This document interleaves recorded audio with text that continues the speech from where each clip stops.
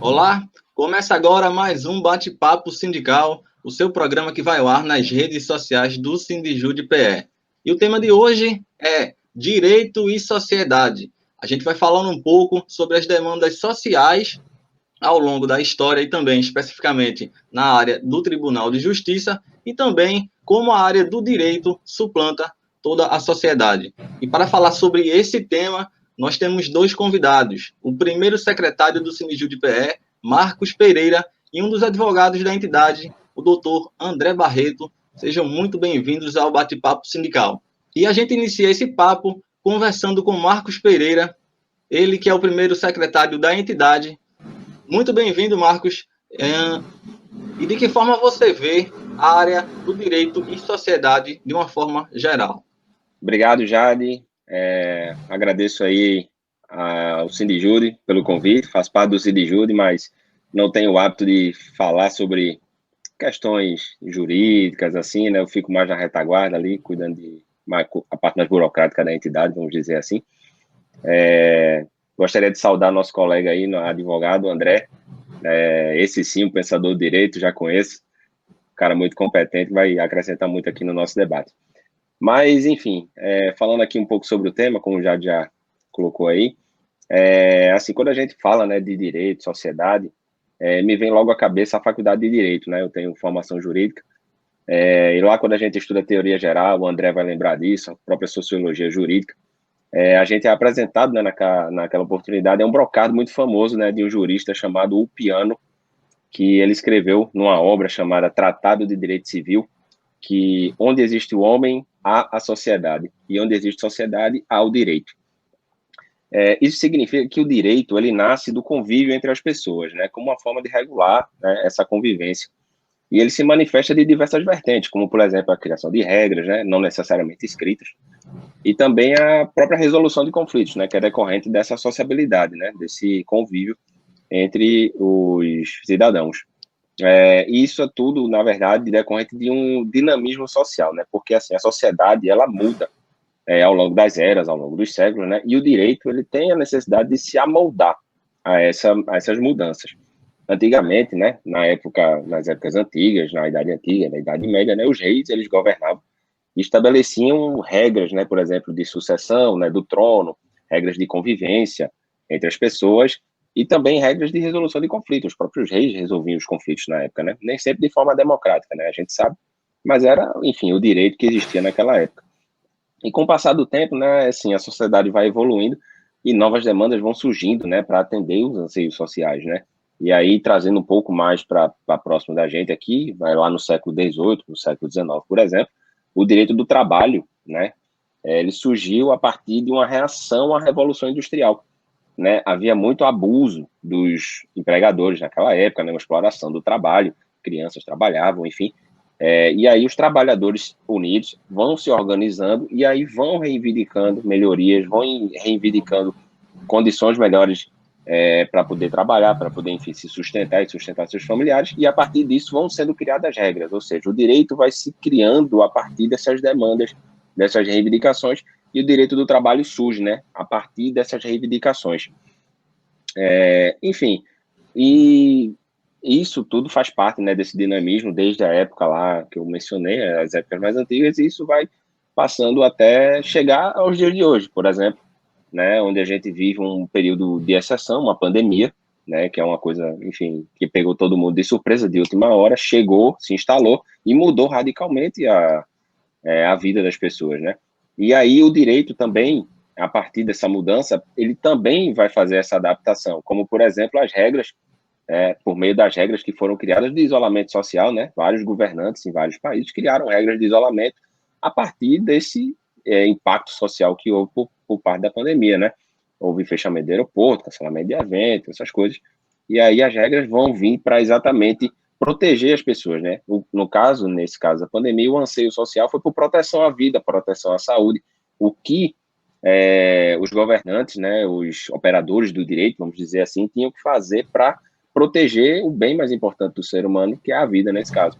E aí a gente pode mencionar isso, né? Aqui no Brasil, mais especificamente, houve regras mais específicas, né? Por exemplo, a Lei 14.010, que foi o regime jurídico transitório das Relações de Direito Privado, que o pessoal chama RJET, né, que criou regras específicas para tratar dessa questão durante a pandemia, né, são regras que são válidas de junho até outubro, algumas até o fim do ano. Então, enfim, tudo isso faz parte desse dinamismo social, dessas necessidades que a sociedade coloca, que vem da sociedade, né, para que o direito se amolde, para que o direito se adapte e o direito seja aplicado, seja criado para proteger, né, a sociedade. É isso, como eu vejo esse dinamismo, né, eu vejo a sociedade e o direito. Muito bem, e a gente também convida o doutor André Barreto, muito bem-vindo, doutor. E para esse tema específico também do direito e sociedade, o que é que você pode agregar? Boa tarde, Jade. Boa tarde, Marcos. Primeiro dizer que é um prazer estar aqui com vocês, debatendo um pouco desse tema. Importante iniciativa do sindicato está promovendo esse programa, o Bate-Papo Sindical, já vai se firmando na categoria no sindicato como um importante momento de formação.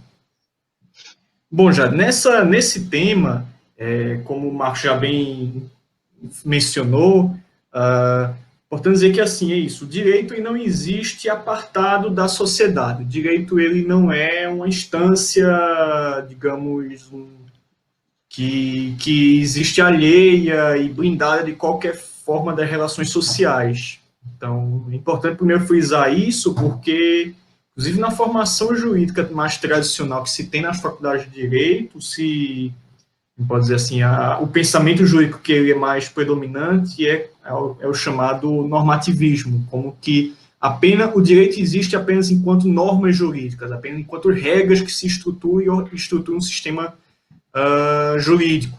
Mas é importante dizer que isso, digamos assim, não é apenas a lógica interna, a coesão interna desse sistema que orienta o funcionamento do direito. Então, as relações sociais, elas em grande medida precisam, por exemplo, de regulação jurídica. Então, o direito aí surge modernamente na sociedade moderna e é daí com o capitalismo, quando há uma autonomia dos sistemas sociais, com essa necessidade de regular as relações jurídicas, as relações, por exemplo, de estabelecimento de contratos, de compra e venda, por exemplo, de bens, a circulação a própria circulação da economia. Então, é necessário haver o direito enquanto uma forma jurídica, enquanto uma forma para regular e estruturar essas relações. Então, isso que eu falo, ele vem um pouco dentro que a gente pode dizer, da teoria social crítica do direito. Um nome mais clássico é o Eugeni Pachucanes, é um autor russo do início do século XX, em que um dos principais pensadores na teoria do direito que debate essas ideias é o Márcio Belarino Naves, um professor da Unicamp, onde basicamente assim, o que eu posso dizer é que assim, as relações sociais, as relações econômicas, elas geram relações jurídicas. Essas relações jurídicas, então, são o centro de regulação do direito e a presença do direito na sociedade. E aí, claro, na sociedade moderna, uma sociedade capitalista. Então, as relações econômicas e sociais se estruturam a partir disso. E aí, o elemento, então, fundante do direito é a forma jurídica. É essa forma que, enquanto um equivalente a relações sociais que digamos, da unidade e da identidade ao direito. Então, é a partir também, então, digamos assim, dos conflitos sociais, das lutas sociais e, digamos assim, as bandeiras e as demandas que emergem dela, que também surgem, é daí que surgem, digamos assim, novos direitos. Então, enquanto uma reação do Estado e digamos assim, do aparato, uma superestrutura estatal, então, jurídica e política, que reage às lutas sociais, às demandas sociais, por exemplo, mais regulação dessas relações. Então, por exemplo, num exemplo que Marcos menciona, na relação de trabalho entre um trabalhador e uma empresa, é a partir das demandas, principalmente coletivas, e do clamor coletivo, uma maior regulação dessa relação social e uma relação econômica, no caso, é uma relação de compra e venda da força de trabalho, que surge, digamos assim, uma formalização e uma regulação em cima disso, em cima dessa relação. caso os servidores públicos, como é que o pessoal dentro que está trabalhando dentro do Estado também passam a ter regras mínimas sobre o seu trabalho, sobre como regular a relação que eles estabelecem com o Estado, enquanto também o Estado enquanto um tomador, aquele que, digamos, se beneficia do trabalho, do serviço que esse servidor presta. Então, digamos assim, minimamente poderia introduzir dessa forma o assunto. Muito bem. E, assim, já pegando um gancho também na fala do doutor André, ele que citou demandas, novas demandas e também o surgimento de novos direitos, a gente retorna para você, Marcos, para que você faça uma avaliação com relação ao TJPE, especificamente, principalmente nesse contexto em que novos direitos e novas demandas estão surgindo e também dentre as mudanças, se de fato foram satisfatórias ou não. Então, Jade, a gente sabe que quando a pandemia se instaurou aqui, em março, mais ou menos, o TJ adotou algumas medidas, né, para salvaguardar, né, os servidores, os juízes, né, as pessoas, enfim, que integram o Tribunal de Justiça. Algumas regras foram boas, outras não foram boas. Eu diria até que a maioria não foi tão boa. Os servidores, né, vão lembrar aqui que a portaria número 13, lá em março, foi editada em março, ela cortou o auxílio alimentação, né? Eu tenho mais de 8 anos de Tribunal de Justiça, eu nunca tive um corte em salário ou em benefício, enfim, qualquer tipo de auxílio que eu recebo no tribunal. Essa foi a primeira vez em mais de 8 anos de tribunal que eu vi um corte salarial, porque, enfim, é nossa verba aquilo ali, né? É dinheiro que entra na nossa conta no fim do mês. E o TJ cortou o auxílio alimentação através da portaria 13 sob o argumento de que precisava adequar as finanças, né? Mas aí, após muita pressão, né, os servidores lutaram bastante, questionaram bastante isso, houve uma grande mobilização, o sindicato atuou nesse sentido, inclusive foi interposta uma ação judicial naquela época, o pessoal vai lembrar disso também. E assim, após essas diversas pressões, o TJ voltou atrás e na portaria 15, né, voltou a prever o auxílio alimentação, né, enfim, ele deixou de cortar o auxílio alimentação, e inclusive pagou o auxílio alimentação de março, ou seja, pagou retroativo.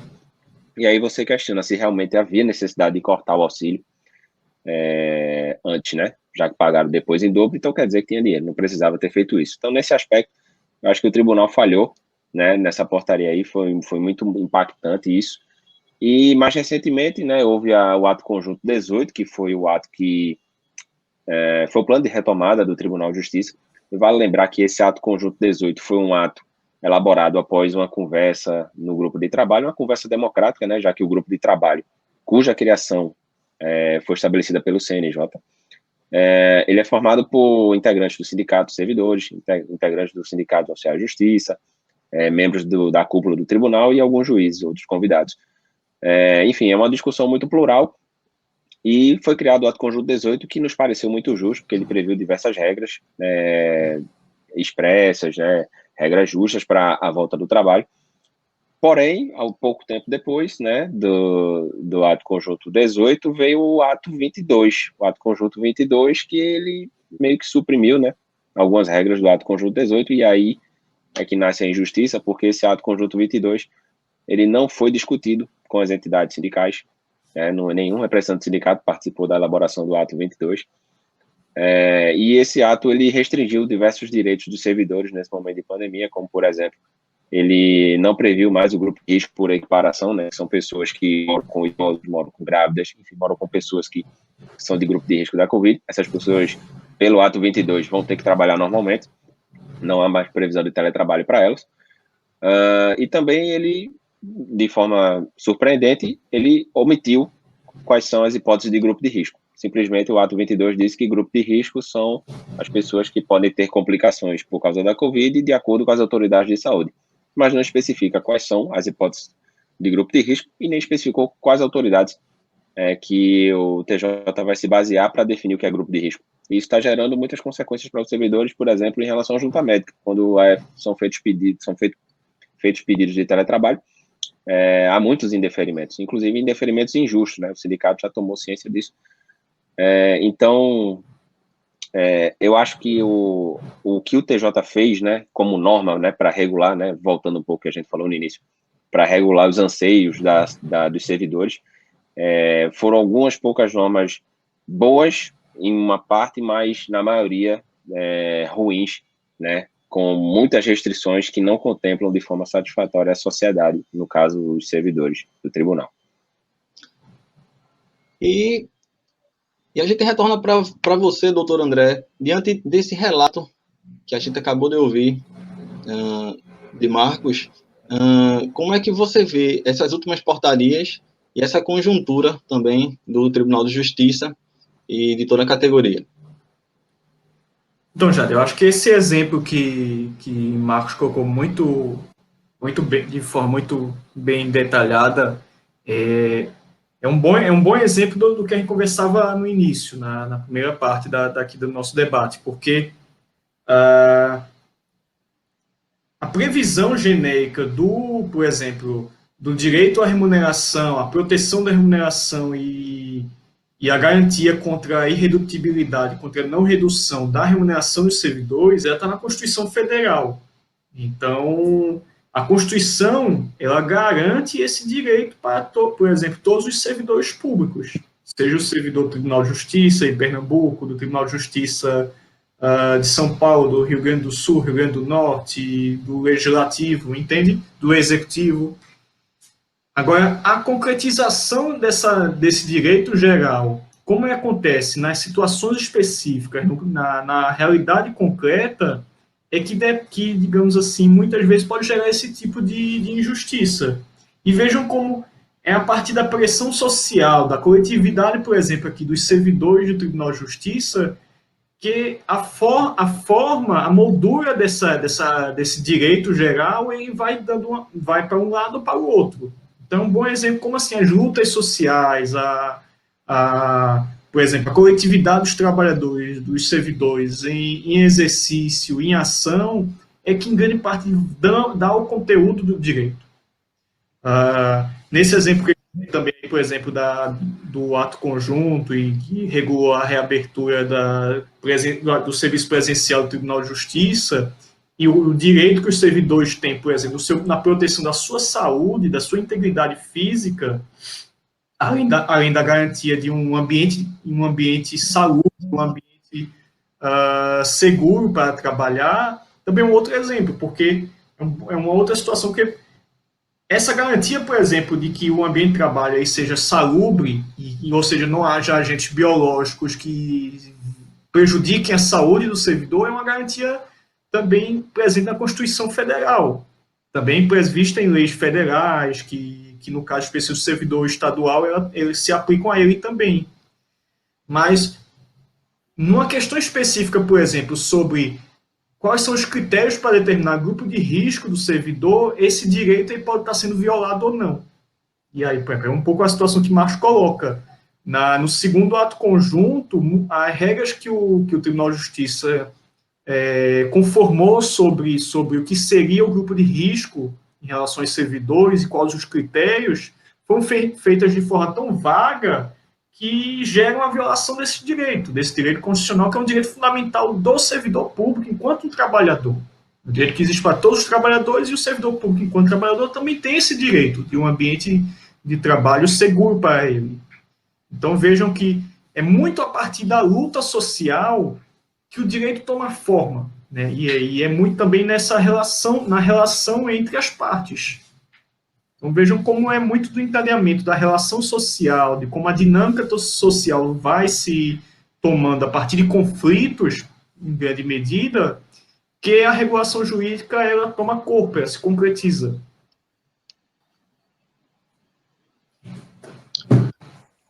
Então é isso. A gente retorna agora. Então é isso. Foi um prazer ter a presença aqui de Marcos Pereira e também do Dr. André Barreto. E a gente volta para você, Marcos. A gente deixa esse espaço agora aberto para suas considerações finais. Foi um prazer ter você aqui no Bate-Papo Sindical. Obrigado, Jade. Obrigado, André. Obrigado ao Sindijud, né, pela oportunidade. Acho muito importante a gente trazer esses debates aqui para os servidores. Esse bate-papo sindical é muito bom, tomara que vingue, tomara que a receptividade seja muito boa para que a gente faça cada vez mais esse tipo de debate. E como consideração final aqui ao nosso tema, né, eu queria só fazer uma reflexão aqui em relação a nós, servidores públicos, né, nós somos operadores do direito, né, independente do nosso cargo, a gente atua na área jurídica, a gente trabalha numa entidade que faz justiça, que é o Poder Judiciário. Eu queria fazer essa reflexão para que a gente entenda que esse impacto social, essa mudança social com a Covid-19, ela também exigirá muito de nós, enquanto servidores, né?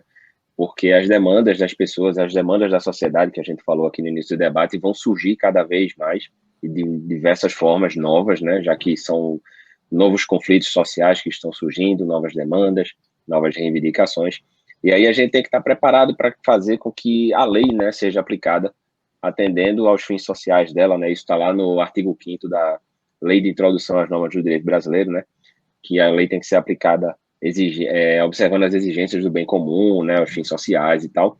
E nós, né, enquanto operadores, que facilitamos a aplicação da lei, né? Seja através de um preparo de uma decisão para o juiz assinar, seja na audiência de conciliação com as partes, enfim, qualquer ato que a gente pratique enquanto servidor judiciário, a gente tem que ter em mente que a gente precisa adaptar essa aplicação do direito à nova realidade, né, facilitar com que os conflitos sejam solucionados da melhor forma, observando as condições das pessoas hoje, porque, enfim, é uma situação muito nova para todo mundo, então a sociedade vai demandar essas novas saídas, né, a gente precisa se ajustar a essas novas realidades.